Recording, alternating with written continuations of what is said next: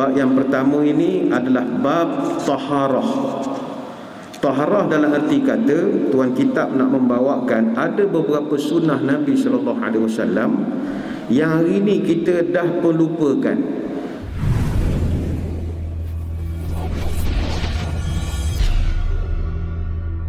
Yang merupakan terjemahan daripada kitab versi Arab Al-Wasiyah bi Ba'di Sunan Shibhil Mansiyah, yang merupakan sebuah kitab karya Dr. Haifa binti Nasir binti Abdullah Ar-Rashid, Profesor Madya di Jabatan Akidah dan Doktrin Kontemporari Fakulti Usuluddin di Universiti Islam Imam Muhammad Ibn Saud di Riyadh.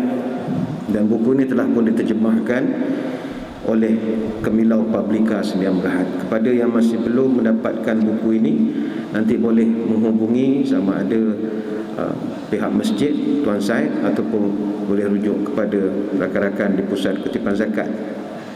Kita dah beritahu pada minggu lalu buku ini ada 18 bab, dan insya-Allah pada pagi ini kita akan mulakan bab yang pertama.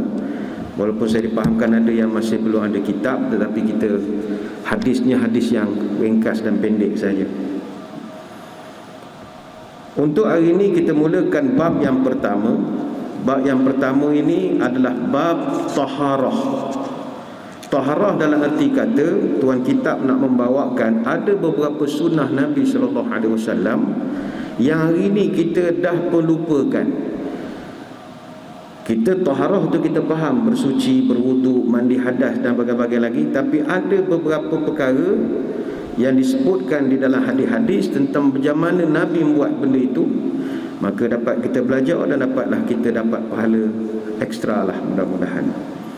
Pertama, dalam bab taharah ini ingin saya menarik perhatian tuan-tuan puan-puan sekalian.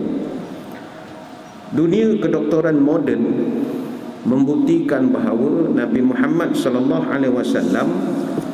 adalah pengasas pertama kepada prinsip-prinsip pemeliharaan kesihatan dengan kaedah menjaga diri, yang mana kita tahu kemunculan wabak dan juga penyakit-penyakit menular ini sangat berkait rapat dengan bagaimana kita menjaga diri kita sendiri.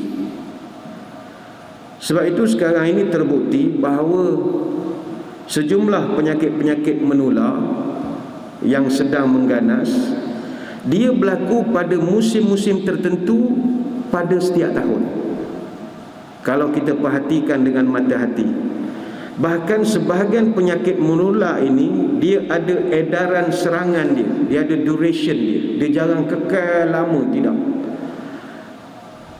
Sebab itu tidak ada penyakit yang kekal, dan kalau kita tengok dia memang ada musim dia. Saya ambil contoh penyakit campak ataupun polio. Ini sering menyerang anak-anak pada bulan September dan Oktober. Ini masih menjadi misteri. Ataupun demam banyak berlaku pada musim kemarau. Jaranglah ada orang demam pada musim sejuk. Ada tapi jarang. Penyakit kolera didapati muncul setiap 7 tahun sekali. Penyakit kudis biasanya dia akan serang 3 tahun sekali. Macam kita sekarang ini wabak pandemik wabak COVID-19 ini. Sekarang dah masuk fasa 4, artinya nak melangkah ke fasa endemik. Artinya benda ni juga tidak kekal. Dan kalau kita tengok wabak satu dunia 100 tahun sekali, 100 tahun sekali. Tahun 1720 berlaku the Great Plague of Marseille. 100,000 orang mati wabak ketika itu. Tahun 1820 datang pula kolera. 100,000 orang meninggal di Asia saja. Tahun 1920 datang Spanish flu. Itu yang orang tersasul sebut Spanish fly tu, sian tu orang kalau dia kuat dia cari silap orang. Spanish flu, itu ramai, 100 juta orang mati tahun 1920. Dan COVID-19 di Malaysia saja setakat hari semalam 28,492 orang meninggal. And counting. Dia nombor ni belum Dan di seluruh dunia setakat 26 hari bulan 10 hari semalam 4,959,558 orang terkorban disebabkan COVID-19 ini. Maka benar seperti mana dalam satu hadis daripada Jabir bin Abdullah radhiyallahu anhu, Nabi pernah menyebut ghattul ina'a wa auqus siqa'a fa inna fis sanati lailatun yanzilu fiha waba. Kata Nabi, tutuplah bekas makanan, ikatlah kantung air. Zaman dulu tak ada tumbler, tak ada bekas air termos macam kita, jadi dia pakai kantung air. Nabi kata makanan kena tutup. Kerana kalau pinggan tutupkan, kalau tak kita pakai tudung saji misalnya. Kantung air tu ikatlah, kata wa auqus siqa. Apa sebab? Fa inna fis sanati lailatun yanzilu fiha waba. Kerana sesungguhnya dalam setahun ada satu malam yang akan diturunkan pada malam itu wabak penyakit, kata Nabi. La yamurru bi ina'in laisa alaihi ghita'un aw siqa'in laisa alaihi wika'un illa nazala fihi min dhalikal waba. Maka tidaklah wabak itu bila dia melalui bekas-bekas yang tidak ditutup ataupun bekas air yang tidak diikat, melainkan wabak itu akan turun pada makanan itu. Hadis riwayat Bukhari dan Muslim. Ini dipanggil penyakit bermusim, dan itu kita akui. Tidak ada penyakit yang kekal kecuali penyakit yang kita deritai sekarang ini. Sakit kena cuci buah pinggang, ke jantung, ke manis, itu cerita lain. Dan penyakit bermusim ini memang Nabi SAW mengatakan ianya wujud dan dia memiliki waktu dia sendiri. Maka kita diminta untuk berhati-hati. Sebab itu para pakar-pakar perubatan mengakui bahawa Nabi SAW dia bawa satu budaya yang dipanggil preventive medicine, perubatan yang berbentuk pencegahan. Kalau kita lihat salah satu daripada fakta ilmiah yang baru terungkai selepas daripada manusia mengenal mikroskop, virus ini dia adalah penyebab kepada penyakit-penyakit menular. Dan ada juga penyakit menular ini disebabkan dia puncanya daripada hujan. Contohnya, yang mana hujan ini bila dia turun saja hujan, dia bawa pula melalui udara yang mengandungi debu ini tadi. Maknanya kita debu panas, turun hujan, debu naik, sedut di hidung, sedut dari mulut, itu punca yang asalnya. Jadi mikrob penyakit ataupun pelbagai jenis penyakit ini, dia akan melekat pada zarah-zarah debu yang berterbangan ni tadi. Dan ketika dia bawa oleh angin, dia akan kena kepada daripada orang sakit pada orang sihat, macam pendebungan pokok kurma misalnya, dia terbang dari satu ke satu. Ini mungkin yang orang sekarang panggil airborne ini, udara, penyakit yang bawaan daripada udara ini. Maka jauh sebelum itu, 14 abad yang silam, perkara ini telah disebut oleh Nabi SAW bahawa memang fa inna fis sanati lailatun yanzilu fiha waba. Dalam setahun ada satu malam akan turun segala mok nenek wabak ini, kata Nabi. Jadi apa yang kamu boleh buat? Prevention, cegah diri kamu.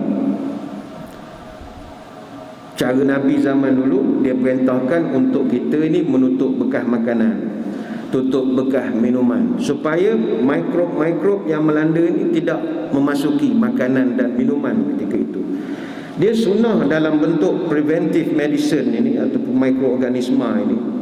Kalau menurut orang perubatan, dia definisikan sebagai ilmu yang berkaitan dengan penjagaan penyakit bakterial, penyakit-penyakit yang benda tak nampak. Bakteria ini sama ada disebabkan oleh mikroorganisma yang merupakan organisma yang kebanyakannya tak dapat dilihat oleh mata kasar, begitu halus sekali. Sebab itu virus dia punya lebar hanyalah kira-kira 0.5 mikron, iaitu 500 nanometer. 1 nanometer bersamaan 1/1000 mikron. Benda tak nampak. Jadi bila benda tak nampak, orang tak percaya.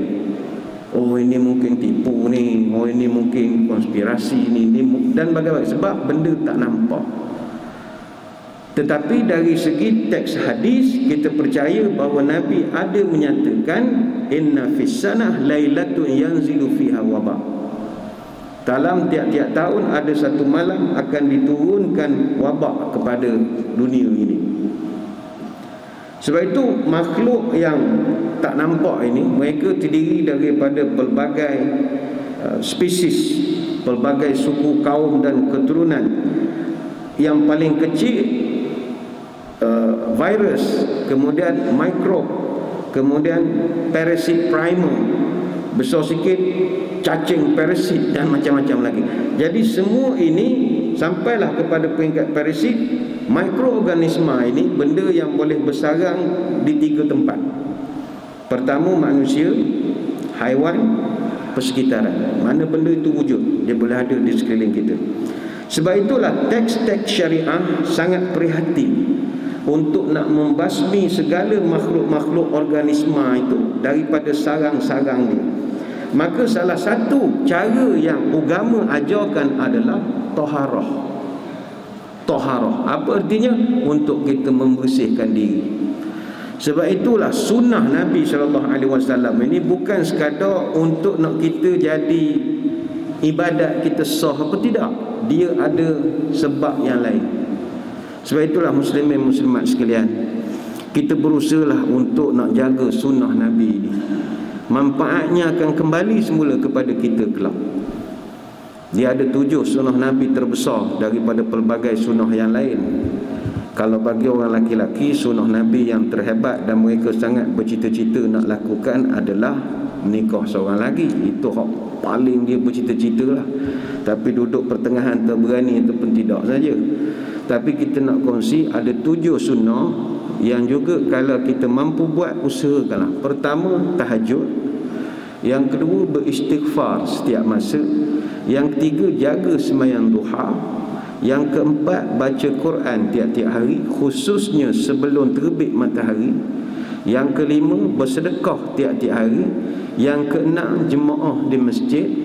Dan yang ketujuh, jaga air sembahyang, jaga wudu. Tahniah saya ucap kepada tuan-tuan perempuan yang duduk dalam majlis pagi ini ada berwudu. Tahniah. Wudu ini adalah preventive medicine, satu bentuk pencegahan penyakit yang dikagumi oleh ramai pakar-pakar.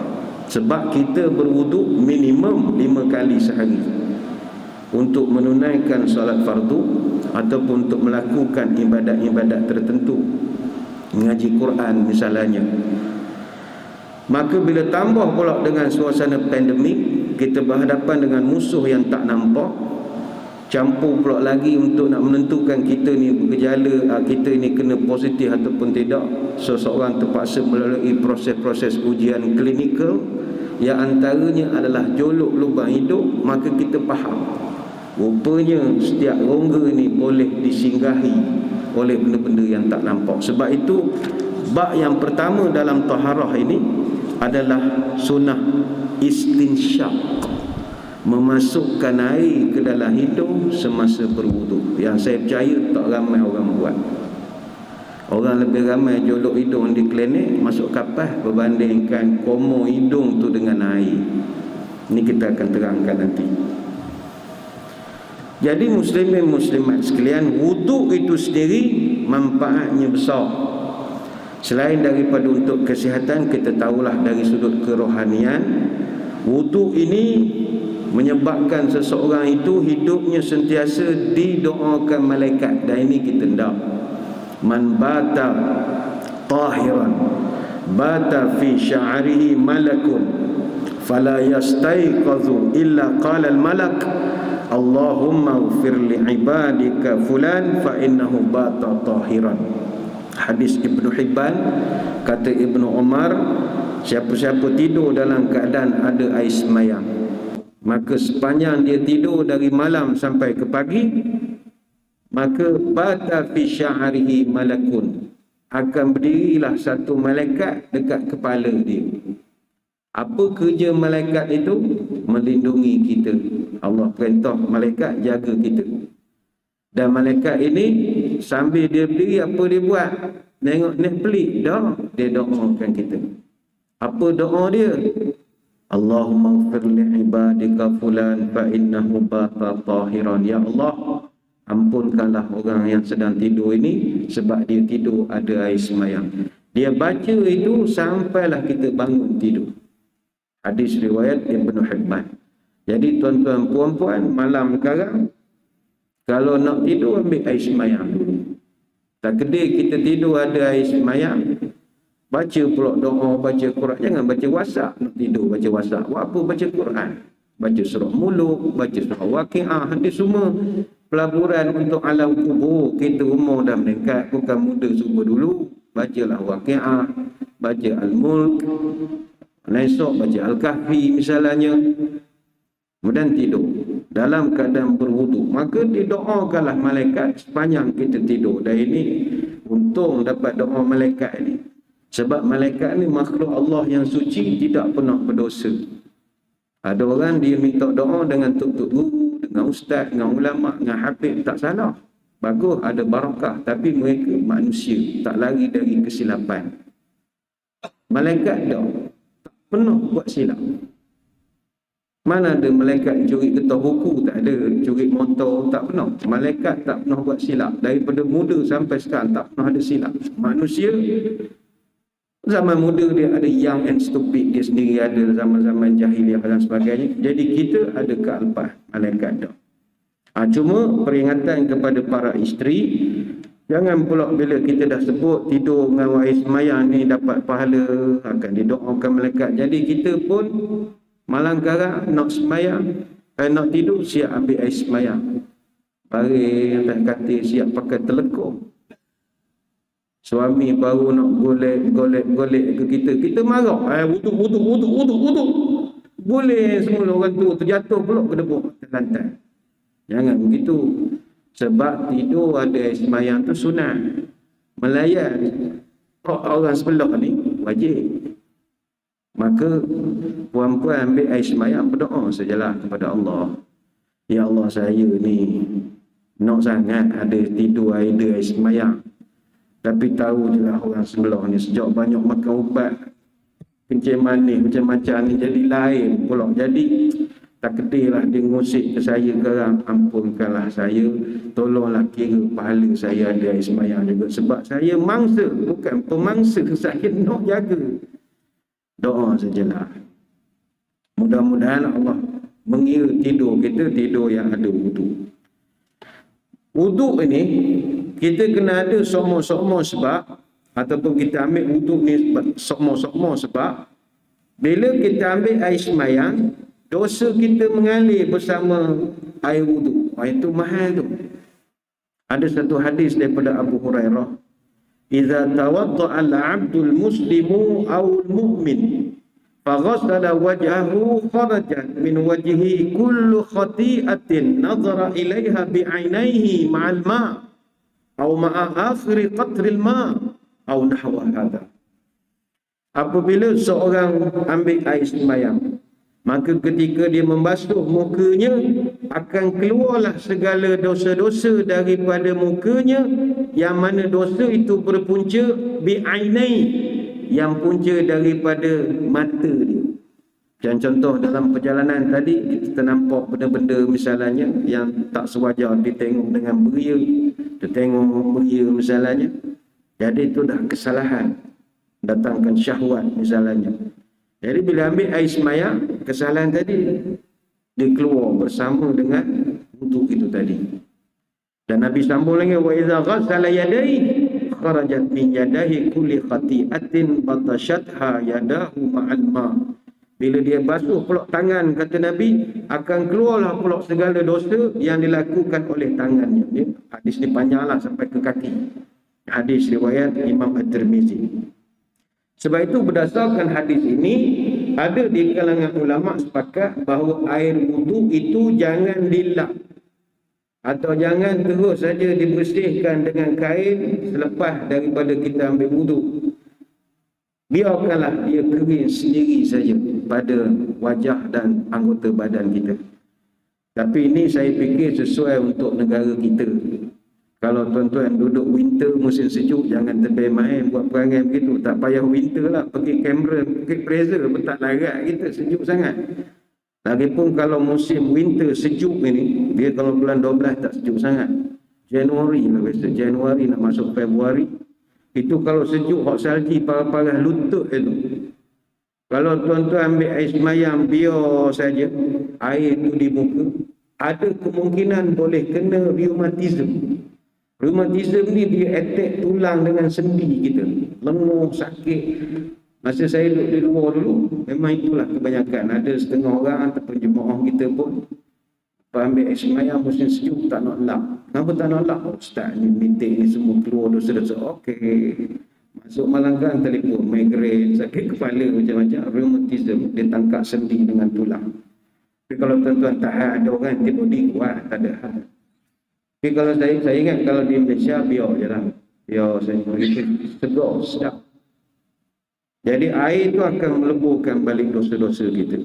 Yang kedua Nabi sebut, wuduk ini, setiap anggota tubuh badan yang dibasuh dengan air wuduk, nanti hari kiamat ni akan keluar api, ada cahaya. Ada cahaya. Inna ummati yud'auna yawmal qiyamati khurran muhajjalina min atharil wudu. Faman istata'a minkum an yutila ghurratahu falyaf'al. Sesungguhnya umat aku akan digelarkan sebagai umat ghurran muhajjilin, umat yang memiliki cahaya yang terang benderang disebabkan oleh bekas wuduknya. Maka barang siapa yang mampu antara kamu untuk memperluaskan lagi bahagian wuduknya, maka lakukanlah. Hadis Bukhari dan Muslim. Mana kita ambil air semayam pakai siku misalnya. Tuan-tuan puan-puan nak ambil atas sikit tak ada masalah. Jangan mandi sudah lah. Mandi bak lain, ni wuduk. Apa tujuan kita keluar cahaya ini? Nabi kenal itu umat dia. Itu je, nak kenal mudah. Sebab manusia di padang mahsyar ada triliunan manusia. Jadi Nabi nak kenal pasti mana satu umat dia, mudah saja keluar cahaya pada bekas anggota wuduk. Maknanya muka, tangan, telinga, tengkuk, kaki, itu buat aku kumpulkan setempat. Jadi itu tujuannya mengambil wuduk. Wuduk juga dalam hadis disebutkan boleh mengangkat darjat kita. Ada setengah orang bila sebut mengangkat darjat, dia kata biasa mengangkat darjat, tak ada lebih sangat. Dah, kena bayangkan mengangkat darjat ni macam naik pangkat. Daripada grade 48 naik jusasi, bukan 52, jusasi. Pindah grade, bukan naik grade. Ada orang sehari boleh naik 3 kenaikan pangkat pun ada. Pagi dia dapat 48, tengah hari dapat 52, petang kan grade 54. Ini dipanggil naik makham. Jadi wuduk ni kata Nabi dalam hadis Abu Hurairah, ala adullukum ala ma yamhullahu bihil khataya wa yarfa'u bihid darajat. Maukah kamu aku tunjukkan ada satu perkara yang kalau engkau buat, benda tu boleh hapuskan dosa dan mengangkat darjat kamu. Sahabat teruja dengar perkataan mengangkat darjat itu. Maka qalu bala ya Rasulullah. Of course kami nak tahu ya Rasulullah. Kata Nabi mudah saja. Isbaghul wudu' 'alal makarih. Sempurnakanlah wudu' dalam keadaan kamu berat nak ambil air semayang itu. Ini contoh kalau kita duduk di tempat sejuk. Cameron Highland misalnya, Genting Highland, Fraser Hill. Luar negara cerita macam tak guna sebab tak boleh keluar lagi. Musim winter misalnya. Bagi tuan-tuan yang pernah duduk negara sejuk, tahulah betapa bercintanya nak ambil air semayang. Sebab musim sejuk winter ini, segala-galanya sejuk. Katil sejuk, bantal sejuk, tilang sejuk. Kita taklah mampu supaya orang lain pasang pemanas. Satu rumah pasang pemanas heater itu. Jadi mungkin di ruang tamu adalah satu pemanas. Tapi kadang bilik kita tak ada. Musim sejuk masuk bilik air pakai stokin. Punya sejuk bagi tuan-tuan yang pernah duduk negara sejuk. Pakai okey, pakai selipar hotel tu tak cukup lagi. Bayangkanlah, nak istinja kita pakai air, wuduk pakai air. Lepas tu ada orang kata, kalalah semayang ni tak payah ada air semayang. Taubat aku rajin semayang. Malas nak ambil air semayang. Atau perempuan yang dah make up mahal-mahal, panggil orang nak ambil pingat ke apa, make up mahal-mahal. Bayar 200-300. Tiba-tiba nak kena semayang pula. Allah, kena cuci semula. Ni biasa berlaku dekat dengan orang pengantin lah. Pengantin dia make up daripada malam tadi. Tidur malam tu, tidur duduk. Tak nak rosak sebab mak andang siang esok sibuk banyak job lain. Malam tu je dia free. Nak nikah esok. Malam tu dah dia make up lepas isyak. Lepas dia semayang, lepas tu tidur duduk. Duduk nyalok. Nak tunggu esok. Kena zaman tu buat rambut. Memang tidur berdiri lah jawab je. Tekuk je rambut. Tiba waktu zuhur, takkan tak semayang. Nak kata musafir, kita orang Kuantan je. Dia jadi stres. Ketika itu kalau dia boleh korbankan berwuduk ketika sedang isbahul wuduk alal makarih, berwuduk ketika dia berada pada condition yang begitu bercinta sekali nak ambil air wuduk, maka Nabi kata orang ni Allah angkat darjat. Orang Nabi sebut wakasratul khudha ilal masajid. Yang kedua, engkau banyakkan langkah menuju ke masjid. Wa intidharus salati ba'da salah, dan engkau menunggu waktu semayang ke waktu semayang. Ini hadis riwayat Imam Muslim. Jadi salah satunya wuduk. Memang bercinta, tapi tak sepatutnya kita zaman sekarang jadi malas nak ambil air semayang. Sebab bukannya kena turun ke Sungai Pahang ambil wuduk. Ia susah. Duduk atas tepi. Suami kuat ngusik, baru ambil air semayang. Dia usik blok pipi kita. Allah, turun balik ni. Pergi ke Jamban balik nak ambil air semayang. Ya Allah, jangan salah. Jamban ni bukan tempat tak elok. Jamban ni kita punya marina. You know, marina, tempat parking pun apa semua tu. Dia turun balik ke Jamban, naik balik ke tebing. Dulu tapi sekarang ni saya tak fikir kita ada alasan untuk tidak berwuduk atau tidak menyimpan wuduk. Dan ada satu lagi saya nak kongsikan. Wuduk ini, kalau kita makan sesuatu makanan, dengan berwuduk, makanan tu jadi berkat. Berkat. Ada satu hadis Nabi sebut, barakatut ta'amil wudu'u qablahu wal wudu'u ba'dahu. Akan turunlah berkat kepada makanan itu disebabkan oleh wuduk sebelum makan dan wuduk selepas makan. Hadis riwayat At-Tirmizi. Perempuan tak percaya tengah hari sekarang, nak balik masak tengah hari, cuba masak ambil wuduk dulu. Percayalah ada kelainan. Suami anak makan rasa lain. Mau beli di mana ni? Beli apa aku masak? Wow. Dia jadi lain.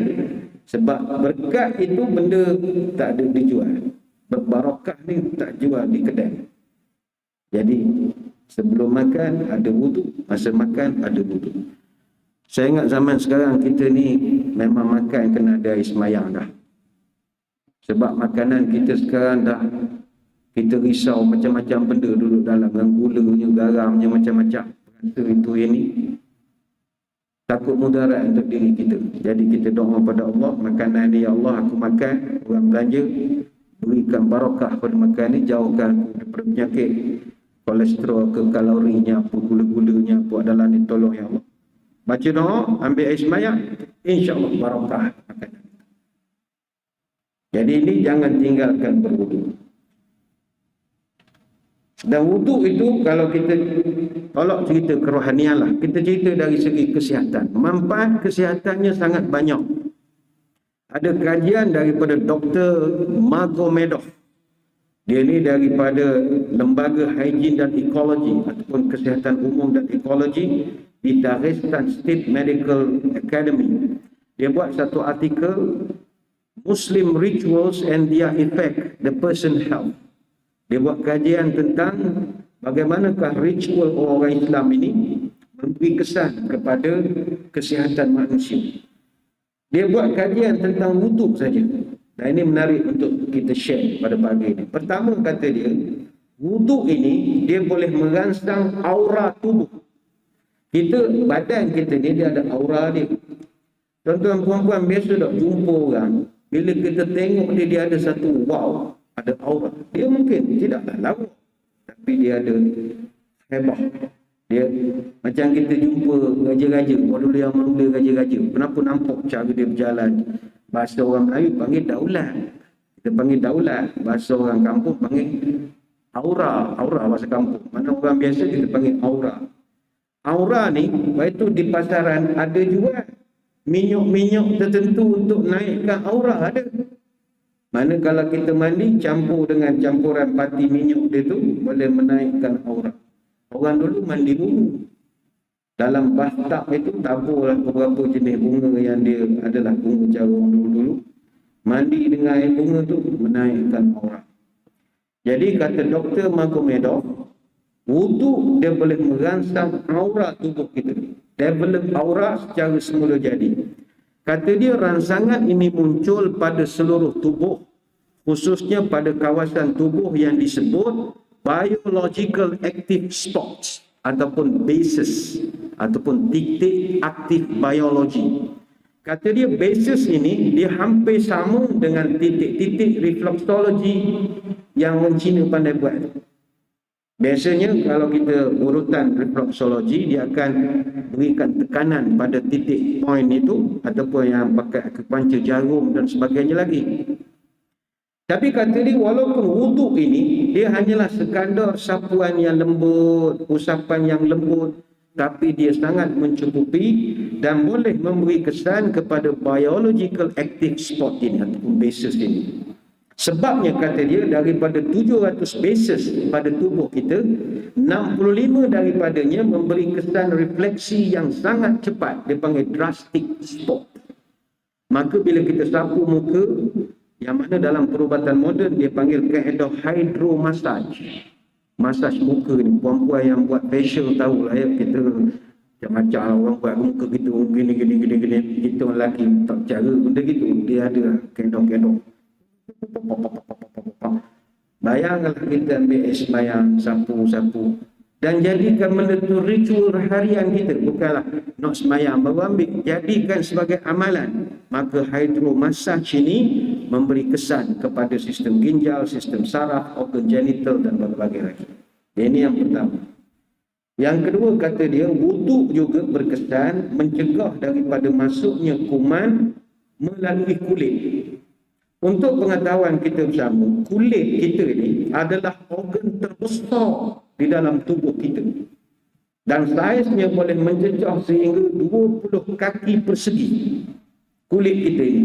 Kulit yang membungkus tubuh kita ini memiliki keberatan 10 pound. Maknanya 4 kilo 536 gram.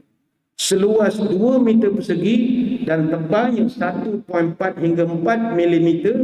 Dan memiliki kemampuan regenerasi yang sangat dahsyat. Kulit ni, kalau kita kaji kulit saja, kita akan kagum pada kekuasaan Allah.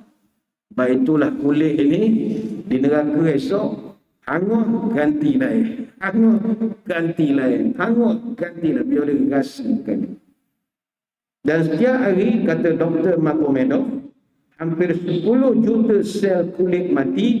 Dan kematian sel-sel kulit ini mendatangkan satu fenomena yang dia panggil daki, sel kulit mati. Dan kulit kita juga, dia menutup seluruh tubuh kita daripada jangkitan kuman, racun, bahan kimia berbahaya dan juga sinar radiasi. Ini kata Dr. Magomedov. Dan fungsi kulit ni banyak. Dia boleh mengatur suhu tubuh kita. Dia boleh melakukan fungsi perkumuhan, macam perkumuhan yang buang air kecil, buang air besar. Kulit pun menjalankan fungsinya dengan cara liang-liang peluh, mengeluarkan peluh. Kulit ni dia hebat. Dan kulit ni juga adalah media komunikasi antara sel-sel saraf untuk nak merangsang haba, sentuhan, tekanan, rasa dan berbagai lagi. Jadi melalui berwudu, kita sapu permukaan tubuh, 7 bahagian daripada tubuh kita ini dengan air bersih, maka tuan-tuan boleh bayangkan sendiri apa manfaat. Dan ingat, Anggota tubuh yang paling terdedah banyak kepada dunia luar ialah kulit kita. Walaupun tuan-tuan pakai mask, ada juga part kulit tuan-tuan tak boleh nak tutup. Sebab itu yang dibuat kempen stay at home ni. Keluarlah senang. Kalau nak keluar macam kemoh tu, jalan, tutup tu. Kulit adalah bahagian yang paling banyak terdedah. Dan kulit mempunyai paling banyak populasi mikroorganisma. Benda-benda halus mikroorganisma ini, sama ada bakteria, fungus, virus, alga, lain-lain, itu tak dapat nak elak. Sebab jumlah mereka 20 kali ganda lebih banyak daripada bilangan haiwan di dunia ini. Kita tak boleh nak mengelak. Sekeliling kita atas meja, kalau tuan-tuan nak test lah semua atas meja, semuanya ada. Jadi yang protek benda itu adalah kulit kita. Justru, kata Dr. Magomedov, berwuduk dia mengurangkan mikroorganisma. Dia akan menurunkan risiko kewujudan bakteria dalam tubuh kita. Jadi perbanyakkanlah berwuduk. Bersihkan. Dan berwuduk juga yang ketiga, kata dia, membantu proses regenerasi kulit. Menggantikan sel-sel lama dengan sel-sel yang baru. Dia, kestabilan kulit ini ditentukan oleh nilai potential hidrogen. Dia panggil pH. Iaitu keasidan dan kelembapan kulit. Biasanya skala pH dia bermula daripada 0 sampai 14. 0 ni paras asid bateri. Air dia duduk pada paras skala 7 sebab dia adalah elemen semula jadi. Dan 14 adalah bacaan yang mengandungi alkali paling tinggi sekali. Maka bersuci salah satu daripada kaedah menjaga kestabilan sebab dia berupaya memastikan kelembapan kulit. Kita di pasaran terpaksa ada produk moisturizer ke macam-macam untuk memastikan kulit tak kering. Bayangkan kalau orang yang kerap berwuduk, masa bila kulit dia kering? Ini faedah daripada wuduk itu sendiri. Sama juga macam kita nak berwuduk, kita basuh tangan. Sekarang ni educated lah masyarakat kita buat basuh tangan. Tak payah kempen lah. Saya ingat 90% orang sekarang basuh tangan lah. Bayangkan dulu lagi Nabi telah mengajarkan soal kebersihan kendiri ni dengan membasuh tangan. Dan tapak tangan kita lah yang paling banyak berinteraksi dengan dunia luar. Kita pegang, salah kita pegang. Ada masa kita bersalam, ada masa kita menggenggam, menyentuh, memetik jari. Ada orang tak bersalah, dia tumbuk tangan sama dia. Ada sentuhan. Maka tangan kita banyak berinteraksi. Sebab itu lebih daripada 70 penyakit berjangkit, macam cacing misalnya, yang disebabkan oleh kontaminasi sentuhan tangan. Jadi itu sekarang kita, pihak pemerintah didik masyarakat kerap mencuci tangan. Jadi amalan membasuh tangan ini memang standard perubatan peringkat antarabangsa. Doktor-doktor misalnya dalam bidang perubatan ketika nak merawat, nak melakukan pembedahan, nak melakukan pemeriksaan, antara benda mereka kena buat basuh tangan. Dan semua itu ada di dalam wuduk. Cuma untuk tambahkan barakah, wuduk kita insya-Allah dah buat. Kalau tuan-tuan puan-puan nak tambah lagi barakah, amalkan satu lagi sunnah dalam berwuduk yang saya tengok ramai orang dah tak buat. Masukkanlah air ke dalam hidung. Wuduk tu dah bagus dah. Tadi kita cerita wuduk ni kulit bagus macam-macam. Tinggal satu lagi, al-istinsyaq. Istinsyaq. Masukkan air ke dalam hidung. Dalam kitab atau buku kita ini, buku surat yang pertama, memasukkan air ke hidung semasa berwuduk, dari Laqith bin Sabrah radhiyallahu anhu, katanya Nabi pernah bersabda, asbighil wudu'a wa khallil bainal asabi'i wa baligh fil istinsyaqi ila an takuna sha'iman. Ratakanlah wuduk kamu dan sela-selalah jari jemari kamu, dan masukkanlah air ke dalam hidung kecuali kamu berpuasa, kata Nabi. Hadis ini adalah hadis sahih, diriwayatkan oleh sejumlah imam dalam kitab mereka, antaranya Abu Daud, Tirmizi, begitu juga An-Nasai mencatatkannya dalam Al-Kubra dan Al-Mujtaba, Ibnu Majah, Ibnu Jarud, Ibnu Khuzaimah, Ad-Darimi, Tabrani dalam Mu'jam Kabir, dan ramai lagi lah disnaraikan. Kata Imam As-San'ani dalam Subulus Salam, hadis ini menjadi dalil kepada suruhan memasukkan air ke dalam hidung. Bagaimanapun orang yang berpuasa tidak perlu memasukkan air ke dalam hidung, bimbang jika air turun ke kerongkong dan boleh membatalkan puasa. Jadi ini yang maksudnya sunnah yang ditinggalkan. Orang dah lupa memasukkan air ke dalam hidung. Saya nak kongsi tentang masukkan air ke dalam hidung ini. Hidung kita ni tuan-tuan, dia adalah pintu utama udara masuk ke saluran pernafasan, hidung kita ini. Dan setiap hari hidung kita ni dilalui oleh 10,000 hingga 15,000 liter udara. Yang mana setiap liter udara ini mengandungi berjuta-juta partikel udara ini.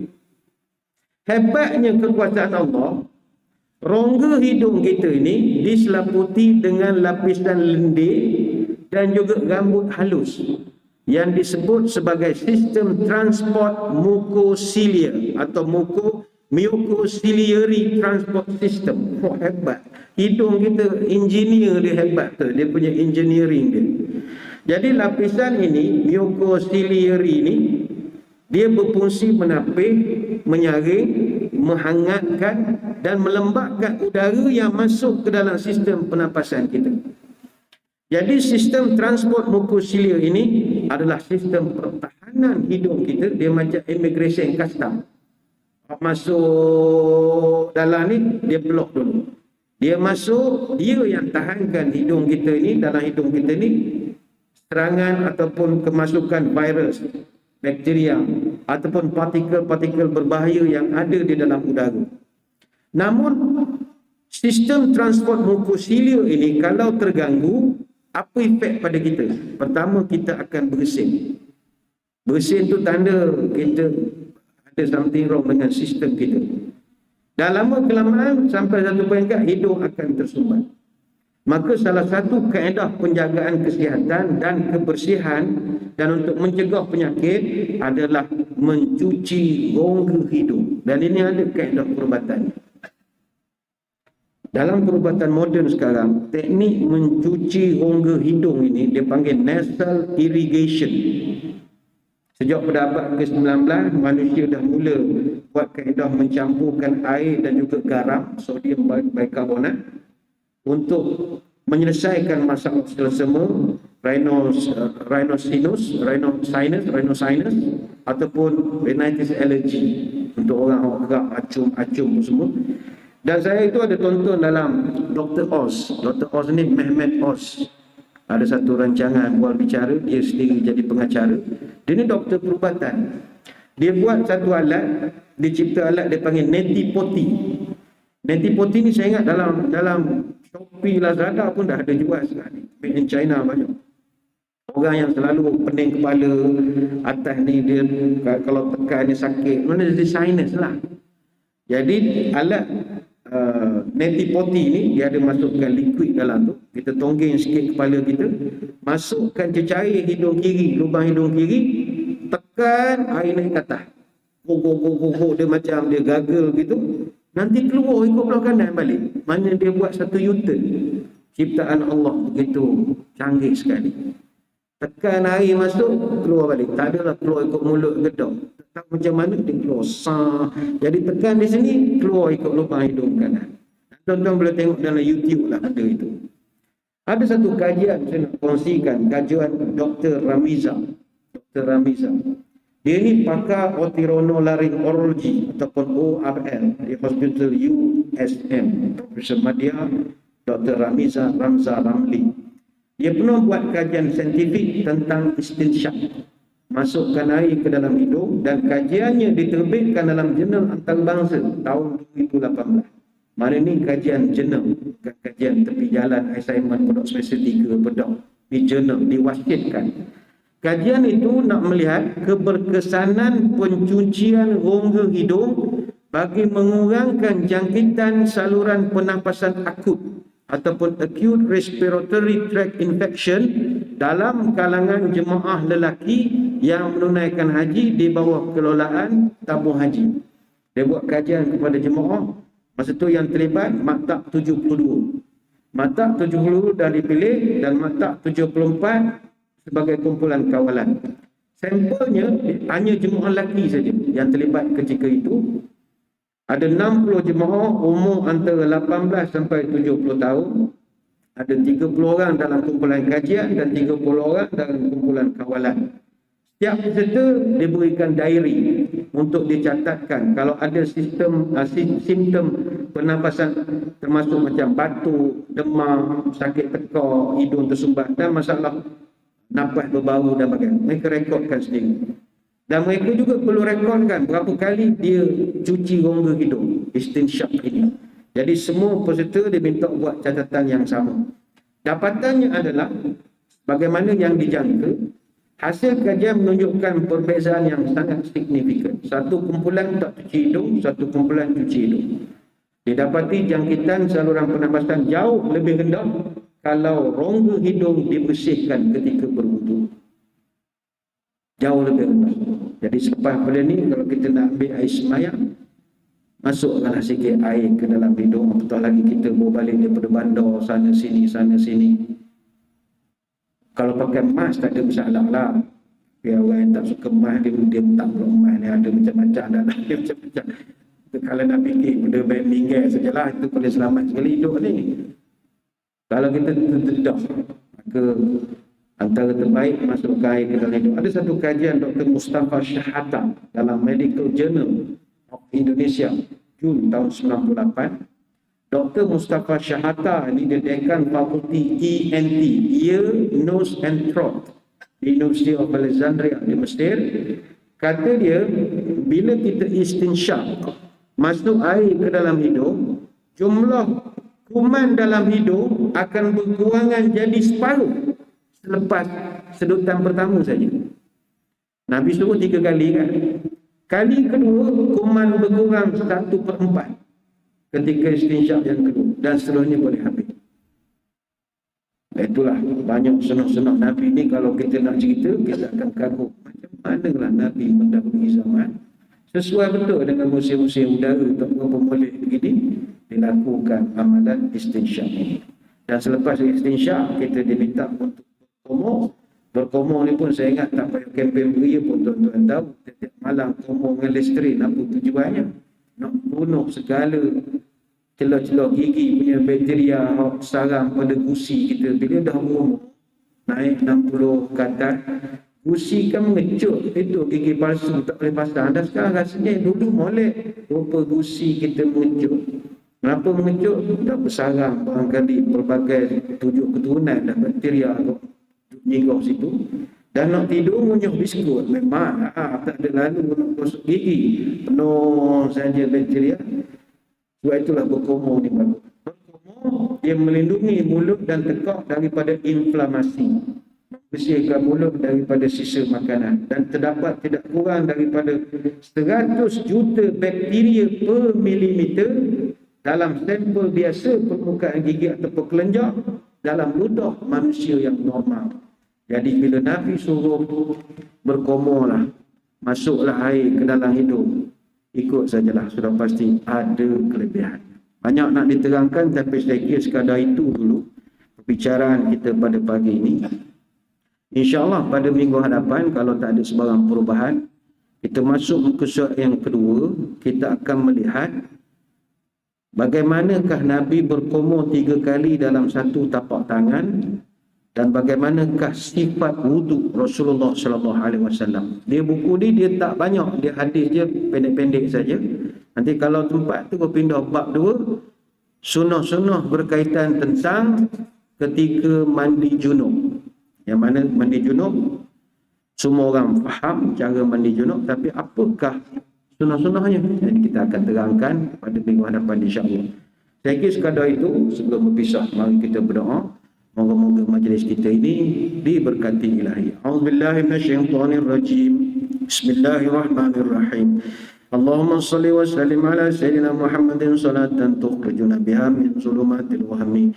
Allahumma in kana rizqina fis sama'i fanzilhu wa in kana fil ardi fa akhrijhu wa in kana mu'siran fayassirhu wa in kana haraman fatahhirhu wa in kana ba'idan faqarribhu bihaqqi duhaika wa bahaika wa jamalika wa quwwatika wa qudratika atina ma ataita ibadika salihin. Ya Allah, kalau rezeki kami masih di langit, turunkanlah. Kalau di bumi, keluarkanlah. Kalau susah, permudahkanlah. Kalau haram, sucikanlah. Kalau jauh, dekatkanlah. Berkat waktu duhamu, kecantikanmu, keindahanmu, kekuatanmu, kekuasaanmu, limpahkan kepada kami apa yang telah engkau limpahkan kepada hamba-hambamu yang saleh. Subhanakallahumma bihamdika nasyhadu an la ilaha illa anta nastaghfiruka wa natubu ilaik. Wa sallallahu ala sayyidina Muhammadin wa ala alihi wa sahbihi wa baraka wa sallam. Walhamdulillahi rabbil alamin. Kita bertemu malam nanti insya-Allah dalam kuliah mingguan. Kita akan bincangkan tajuk mimpi bertemu Nabi sallallahu alaihi wasallam. Sekali itu wabillahi taufiq wal hidayah. Assalamualaikum warahmatullahi wabarakatuh.